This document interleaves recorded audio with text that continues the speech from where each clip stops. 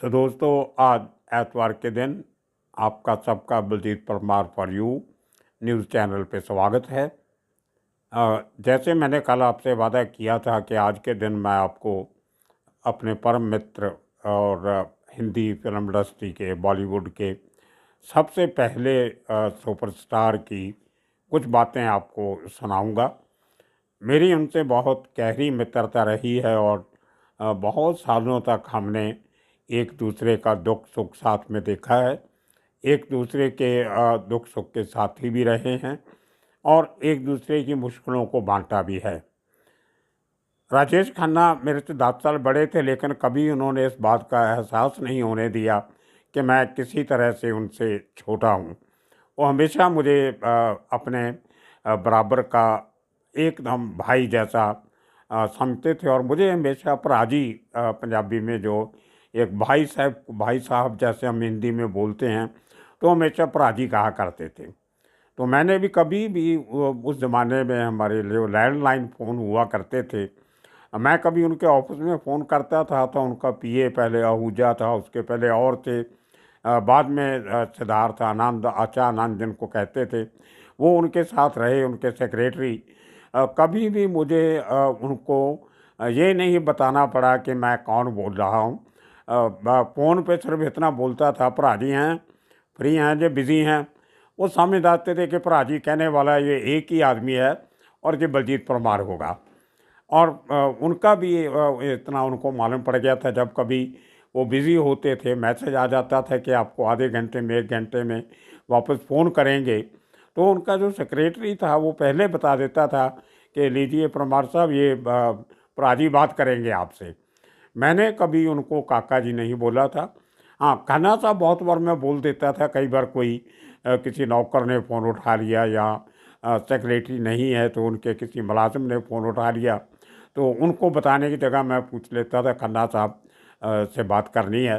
तो काका जी कहना पता नहीं क्यों मुझे बहुत अजीब लगता था और उसमें मुझे कुछ अपनापन नहीं लगता था। वो एक फिल्मी सा नाम लगता था मुझे और मैंने कभी उनको काका जी नहीं कहा। मेरी काफ़ी सारी वीडियोस मैंने उनके ऊपर बनाई हैं अपने चैनल के लिए भी, और इसके पहले जब मैं न्यूज़पेपर में काम करता था तो कभी राजेश खन्ना की बात चलती थी तो मेरे मुंह से कभी भी काका जी नहीं निकला। और मुझे आज भी बहुत अजीब लगता है जब मैं काका जी कहता हूँ। ये कोई कोई एक रिस्पॉन्सिबल सा नाम नहीं था, लेकिन ठीक है, फैंस के लिए जो उनको पसंद करते थे अपनी जान से भी ज़्यादा, वो उनके लिए वो काका थे और सारी उम्र काका रहे और आने वाले समय भी रहेंगे। खैर, मेरी पहली मुलाकात पराजीत से, राजेश खन्ना से 1977 के एंड में चेतन साहब के घर पे हुई। चेतना आनंद जो हिंदी फिल्म इंडस्ट्री के एक थंब प्रोड्यूसर डायरेक्टर गिने जाते थे, मैं उनकी कंपनी हिमालय फिल्म में काम करता था। 1.5 साल मैंने काम किया उनके साथ। तो बहुत से बड़े बड़े जो कलाकार जिनका चेतन साहब के साथ फैमिली रिलेशंस था, वो उनके साथ बीइंग अ पंजाबी और चेतन साहब की सरपरस्ती से उन सब के साथ मेरे बहुत अच्छे रिलेशन रहे। वो भले राजकुमार जी हों या शेखर कपूर हों या शबाना आज़मी का उनके बेटे के साथ काम किया वो हों, या आचा आनंद हों, या गोगा कपूर हों, या उनके भांजे तीनों चारों जो थे, विशाल आनंद, और इनके सब के भीष्म कोहली, हंस कोहली, इनके सब के साथ मेरी बहुत अच्छी बनती थी। उनके परिवार के नवीन निश्चल, जितने इनके रिश्तेदार थे, तकरीबन सब से डिफरेंट डिफरेंट पार्टीज़ में बातचीत होती थी, मुलाकात होती थी। तो खैर, बात कर रहे थे परा जी की, राजेश खन्ना जी की। उनके साथ मेरी जो ये मित्रता बढ़ते बढ़ते बढ़ते 1986 में हम लोग बहुत ज़्यादा करीब आए, क्योंकि 1 महीना हमें एक साथ काम करने का मौका मिला। आपको याद होगा, जो बड़ी उम्र के लोग होंगे, कि 1986 में हिंदी फिल्म इंडस्ट्री की एक बहुत बड़ी स्ट्राइक हुई थी, जिस समय महाराष्ट्र के मुख्यमंत्री एस.वी. चौहान हुआ करते थे, जिनका बेटा अशोक चौहान बाद में मुख्यमंत्री रहा महाराष्ट्र का। और एस.वी. चौहान बाद में ब्लास्ट के टाइम पे 93 पे वो हिंदुस्तान के होम मिनिस्टर हुआ करते थे। तो ये उनकी थोड़ी सी बैकग्राउंड मैंने आपको बताई है। तो एस.वी. चौहान के टाइम पे जो उस साल का बजट पास हुआ, उस बजट में बहुत सारे नए टैक्स थे, वो फिल्म इंडस्ट्री के ऊपर लगा दिए गए। उसका मतलब ये हुआ कि हर फिल्म की जो प्रोडक्शन कॉस्ट थी वो 8 से 10% बढ़ जाती थी, और उसके बाद फिल्म बनने के बाद जब थिएटर में रिलीज़ होती थी तो उसके ऊपर टिकट्स के ऊपर जो सरचार्ज लगा दिया और एक ड्यूटी अजीब किस्म की लगा दी, उससे टिकट्स बहुत महंगी हो गई। उसका असर ये पड़ता था कि महंगी टिकट खरीद के लोग कम फिल्में कम देखते थे, और उसका जो खमियाजा था वो भी प्रोड्यूसर को और अल्टीमेटली फिल्म इंडस्ट्री को भुगतना पड़ता था। इसी तरह पे कुछ प्रॉब्लम जो रॉ स्टॉक आता था उस ज़माने में, जो रील जिनको हम बोलते हैं, स्पूल आते थे डब्बों में, बड़े बड़े डब्बों में, वो रील के ऊपर भी कुछ ड्यूटी बढ़ा दी, कुछ सेल टैक्स बढ़ा दिया, कुछ ऑक्ट्राय बढ़ा दी। तो इस किस्म की कोई फाइनेंशियल मैनेजमेंट से जुड़ी हुई 8-10 डिमांड्स को लेके पूरी फिल्म इंडस्ट्री पहली बार हिंदुस्तान में, बम्बई की फिल्म इंडस्ट्री की जो 17-18 एसोसिएशंस थी, जिनमें producer association, directors association, actors association, workers association, और जो dancers association, makeup man association, और जो स्पॉट बॉय एसोसिएशन, मतलब जितने भी लाइट बॉय एसोसिएशन, जितनी भी एसोसिएशन हैं, फोटो सिनेमाटोग्राफर्स की एसोसिएशन, तो इस तरह से जितनी कोई 17-18 एसोसिएशंस थी, उन्होंने मिलके एक बड़ी ज़ोरदार स्ट्राइक करने का फैसला किया, जो अक्टूबर 1986 में की गई। इतने बड़े लेवल पे फिल्म इंडस्ट्री में कभी बॉम्बे में स्ट्राइक नहीं हुई थी। उसके पहले हैदराबाद में, चेन्नई में कुछ लंबे समय की स्ट्राइक चली थी, कलकत्ता में भी कई बार स्ट्राइक हुई, लेकिन बॉम्बे की फिल्म इंडस्ट्री में इस किस्म की इतनी बड़ी स्ट्राइक कभी नहीं हुई थी। तो क्योंकि इतनी बड़ी स्ट्राइक थी, इसलिए इंडस्ट्री के लोगों ने इसको चलाने का एक बड़ा लेवल पे एफर्ट्स भी किए। हुआ ये कि जो राजेश खन्ना का ऑफिस था, उनका अपना खार सेंट्रल एरिया, जो खार का एरिया है लिंकिंग रोड पे, वो ऑफिस को सेंट्रल ऑफिस बनाया गया, और वो डिफरेंट डिफरेंट कमेटीज़ बनाई गई। एक कमेटी थी जो चार्टर ऑफ डिमांड्स को सरकार के बनाई गई एक्सपर्ट कमेटी के साथ डिस्कस करती थी। एक कमेटी थी जो मूवमेंट को प्रेपरेटरी कमेटी के मूवमेंट को आगे कैसे चलाना है।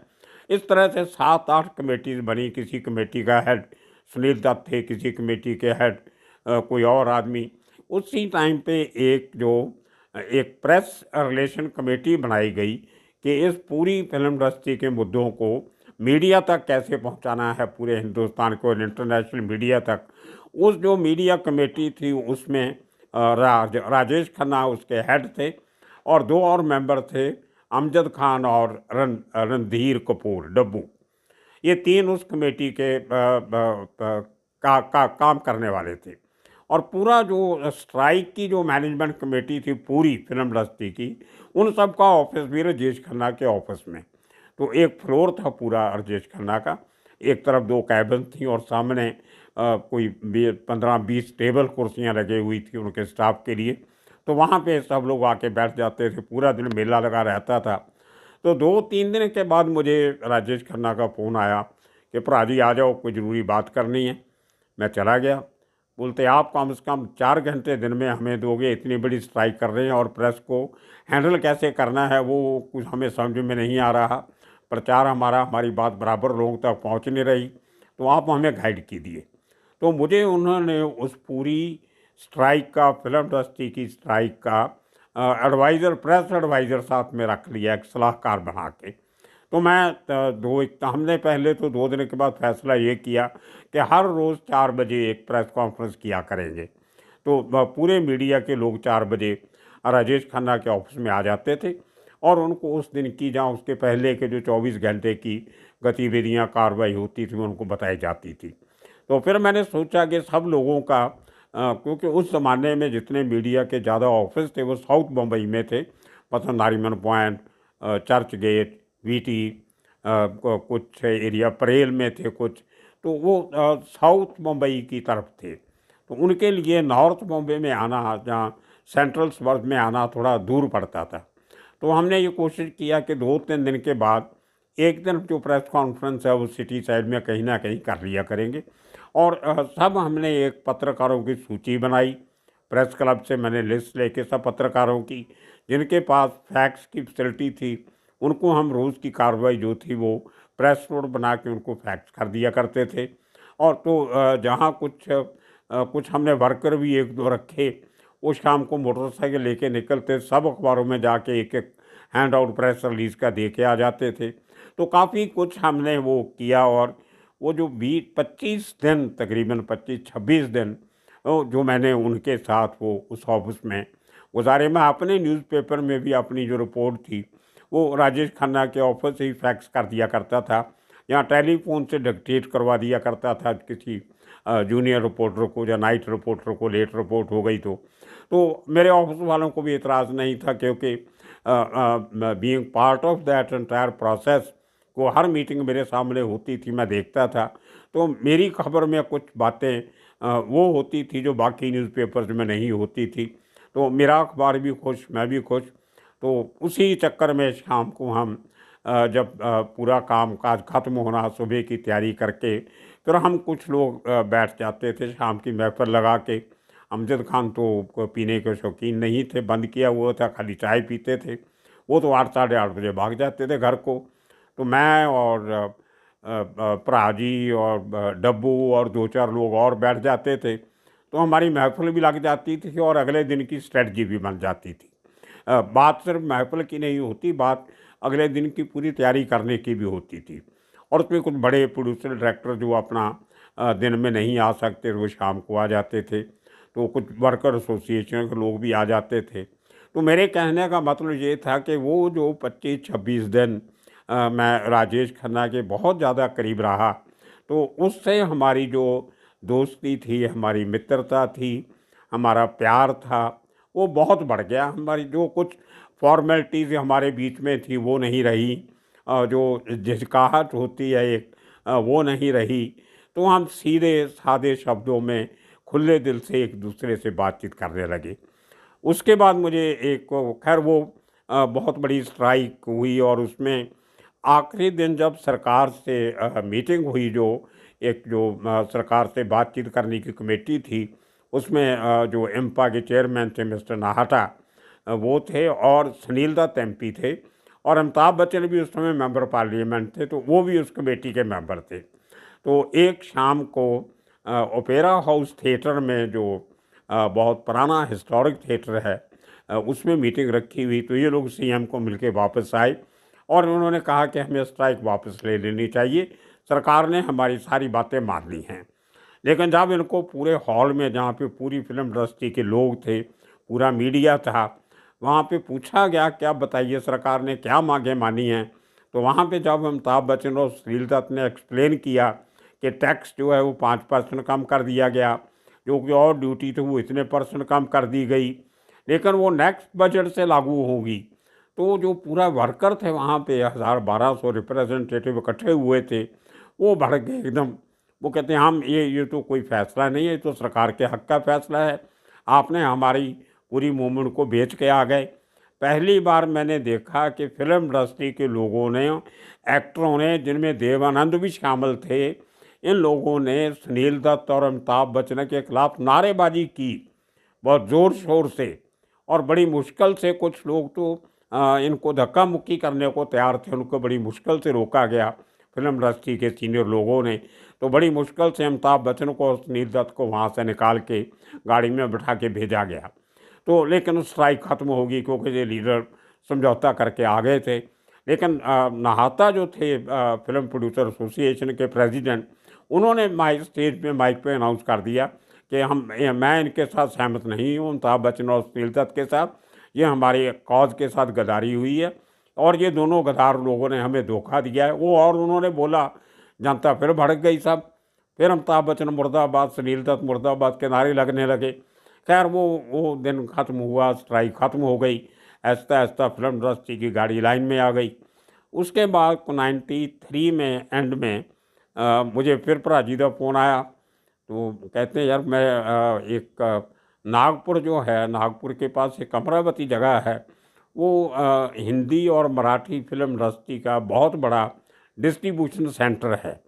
तो मैं चाहता हूं कि आने वाले दिनों में कोई महाराष्ट्र सरकार ने पॉलिसी अनाउंस की है कि जिन फिल्मों की शूटिंग महाराष्ट्र के रूरल एरियाज़ में की जाएगी उनको कुछ बेनिफिट भी दिया जाएगा। और मैं चाहता हूं कि कुछ मराठी फिल्म का काम किया जाए। इस मुंबई ने मुझे सब कुछ दिया है, इतना बड़ा सुपरस्टार बनाया है, तो मैं चाहता हूं कि महाराष्ट्र के लिए कुछ करूं। तो आप देखो वहाँ पे कोई 20-25 एकड़ जगह कहीं पे मिले तो उसको मिल के खरीद लेते हैं। मैंने कहा भाई साहब मेरे पास तो पैसे वैसे हैं नहीं। बोलते डोंट वरी, कुछ करेंगे इंतज़ाम, आप खाली जगह ढूंढो, बाकी का मैं करता हूँ। तो मैंने अमरावती से 28 किलोमीटर दूर नागपुर की रोड पे एक 26 एकड़ का एक प्लॉट था, वो देखा। उसके बीच में से रोड जाती थी गाँव में। 5-5.5 एकड़ का प्लॉट उस रोड के एक तरफ था और बाकी 20-21 का दूसरी तरफ था। वो कोई उपजाऊ ज़मीन नहीं थी, बड़ी पथरीली ज़मीन थी, छोटी छोटी उसमें पहाड़ियाँ थी। उसको टेकड़ी बोल देते हैं महाराष्ट्र में। एक छोटा सा वो पानी का पौंड किस्म की झील सी छोटी सी, बहुत छोटी सी, ज़्यादा पानी भी नहीं था, वो थी। मतलब उससे कोई आमदन का कोई साधन नहीं था, ना तो वहाँ खेती कर सकते थे, ना वहाँ पे कोई पेड़ पौधे लग सकते थे। पूरी पथरीली ज़मीन थी, उसमें बॉक्साइट नाम का एक पत्थर उसमें निकलता था। लेकिन हमें ज़मीन बहुत सस्ती मिल रही थी, क्योंकि जिसकी भी थी उसको उसका कुछ फ़ायदा नहीं था। वो किसी ने खरीद के रखी थी कि कल को अगर MIDC का एरिया एक्सपैंड होता है तो उसको 4 पैसे मिल जाएंगे। तो वो एक्सपैंड हुआ नहीं, तो उसकी इन्वेस्टमेंट फंस गई थी। तो खैर वो हमने कुछ लाखों में वो ज़मीन खरीदी, सौदा हो गया। उसमें थोड़ी सी हंसी की बात यह है कि जो इन बिटवीनर था, जो दलाल था, जो हमें वो ज़मीन दिलवा रहा था अमरावती का, वो उसका नाम था तमीज़ खान। तो नाम बहुत अच्छा था, इसलिए मैं याद रहता था, तमीज़ खान। बड़ी तमीज़ से बात करता था, और लेकिन वो थोड़ा थुथला के बोलता था, स्टैमरिंग करता था। तो वो बात करते करते वो कई शब्दों पे अटक जाता था। तो राजेश खन्ना बोलते थे, यार तू बलजीत साहब से बात कर लो पहले, मुझे बाद में बता देना, बता देंगे क्या हुआ। तो वो टेलीफोन पे भी कई बार वो खिंच जाते थे, वो बात करता था तो बराबर अटक जाता था। तो राजेश खन्ना को थोड़ा अजीब लगता था। खैर वो हमने उसको कोई उस ज़माने में 2,40,000 रुपया एडवांस दिया। वो लेके गया, बोलता मैं 15 दिन में उसका नक्शा वक्शा निकाल के वो सब ला के देता हूँ, तो आप चेक कर लो सब पेपर। वो जब हमने 2 हफ्ते 3 हफ्ते वेट किया, 1 महीना वेट किया, आया नहीं, तो मैंने किसी और बंदे को फ़ोन किया। चलो तमीज़ खान आया नहीं पेपर लेके। बोलते उसकी तो रोड एक्सीडेंट में मोटरसाइकिल पे कहीं जा रहा था, उसकी मौत हो गई। और हमारा 2,40,00,000 भी गया और पेपर भी गए। और राजेश खन्ना का मूड इतना ख़राब हुआ, बोलते सर पहला डील करने लगे थे, उसमें पैसे भी हमने दे दिए एडवांस। अब उसकी डेथ हो गई, पता नहीं आगे क्या क्या होगा। बोला जाने दो, अब वो ज़मीन नहीं खरीदनी है। तो वो सौदा बीच में रह गया। अब उसके बाद 6-8 महीने के बाद वो तमीज़ खान का एक कोई बहनोई या कोई रिश्तेदार साथ में आया करता था उसके मीटिंग में। वो हमें कुछ पैसे वापस कर गया था, लेकिन पूरे पैसे नहीं मिले। खैर ये राजेश खन्ना के साथ मेरे कुछ और बहुत किस्से हैं, लेकिन आज के दिन उनको 11 साल हो गए उनकी डेथ हुए हुए। और लेकिन कोई ऐसा दिन नहीं होगा जब राजेश खन्ना याद ना आया हो। कोई ऐसा दिन नहीं होगा जब राजी की याद ना आई हो। दोस्तों यारों मित्रों के साथ बैठ के हमेशा उनको याद करता हूँ।